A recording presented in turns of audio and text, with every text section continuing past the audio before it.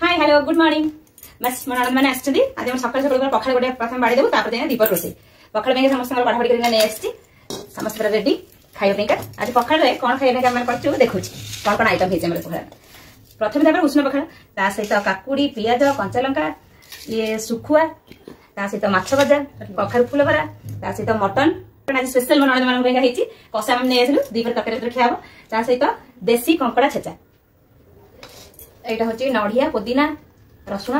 दही पकईना गोटे मस्त ना चटनी खाया हम समस्त मिसिकिना खाऊँ ये देखो मो बड़ ननद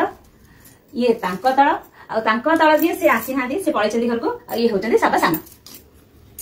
खा खा खा खा खा भोक लगे खाली मो भिडियो सकाशे हाथ टिकिना बस जहाँ भी हो मिसिकी खाइले कि सब जिन स्वाद बढ़ी जाए और ननद मान सहित मिसिकी खाइले आउट बेसी स्वाद बढ़ी जाए सतरे ना कमेंट निश्चय कहे को मैंने ननद मान सहित खाया भल पाए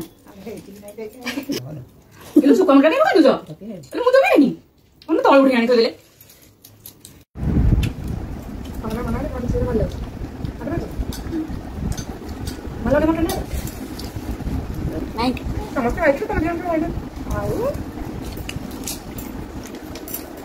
माछ नहीं गले बाय बाय बंद